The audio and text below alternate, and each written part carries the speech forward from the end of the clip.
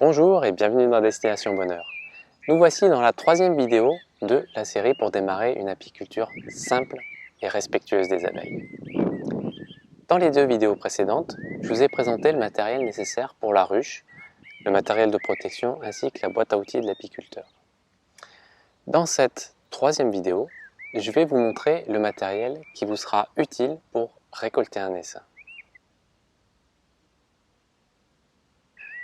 Les abeilles essaiment au mois d'avril et de mai et il est important de réunir tout le matériel à l'avance afin de pouvoir intervenir rapidement. Car un essaim ne reste disponible qu'à un temps très court, entre 1 heure et une journée en gros. Au-delà, les abeilles auront trouvé un emplacement pour construire leur colonie. L'idéal est d'avoir une caisse avec tout le matériel directement dans le coffre de la voiture pour être prêt à intervenir. Vous aurez besoin de la boîte à outils de l'apiculteur et de votre matériel de protection tel que je vous les ai présentés dans la vidéo précédente.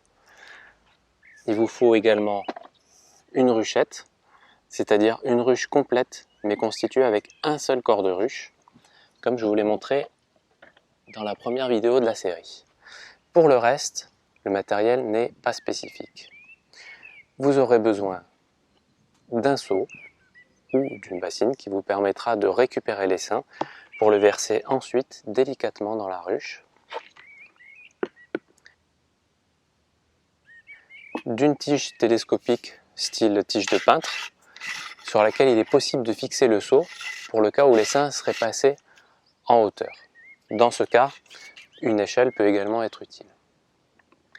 Vous aurez besoin d'un sécateur ou d'un coupe-branche parce qu'il faut parfois dégager un petit peu l'accès pour pouvoir amener le seau jusqu'à l'essaim.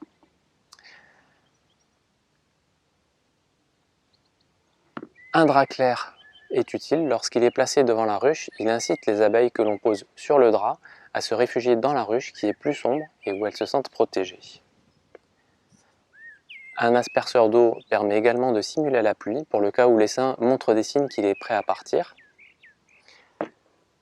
Il vous faut également de quoi boucher la ruche pour pouvoir la transporter une fois que vous avez l'essaim à l'intérieur. Donc ce peut être une grille placée à l'envers qui ferme la ruche ou même un morceau de mousse que vous pouvez insérer en force dans la ruche.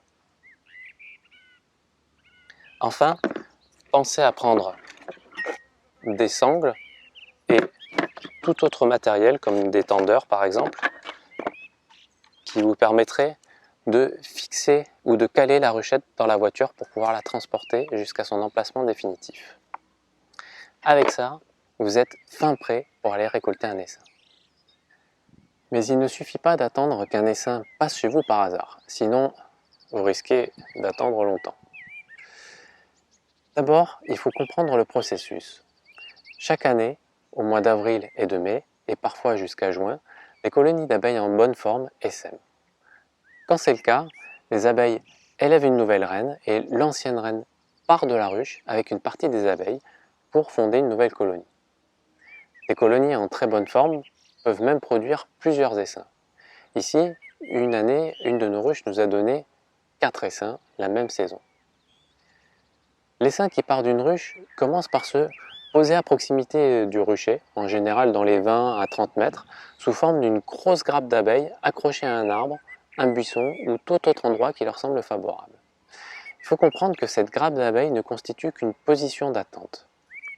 Quelques éclaireuses partent en effet chercher un endroit favorable à l'installation définitive de la colonie, et une fois que ces éclaireuses ont trouvé le meilleur endroit, tous les essaims s'envolent pour aller y fonder une colonie qui commence alors à construire.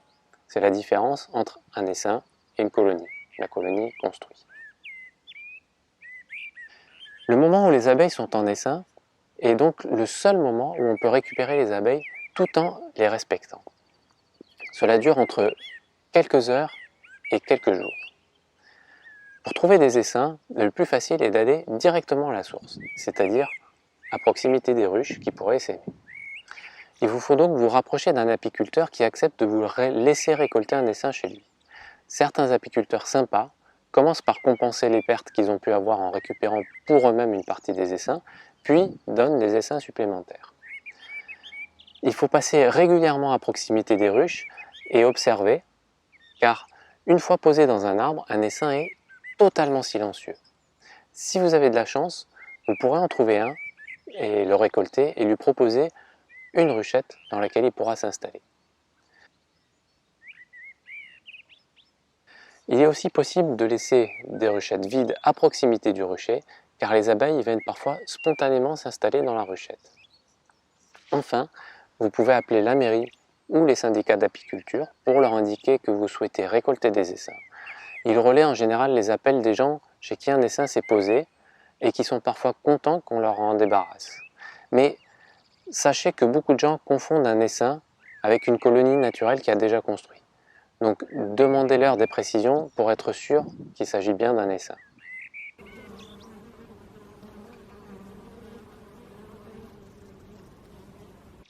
Récolter un essaim ne demande que très peu de matériel et c'est un moment vraiment magique. Je vous encourage à le faire car c'est beaucoup plus respectueux des abeilles que de commander un essaim qui aura été obtenu par division de ruche. J'espère qu'avec cette vidéo, vous serez fin prêt pour cette aventure. Si la nature nous le permet, nous vous proposerons bientôt une vidéo pour vous montrer comment nous récoltons les essaims en pratique. Je vous souhaite le bonheur de pouvoir installer des ruches chez vous et je vous dis à très bientôt.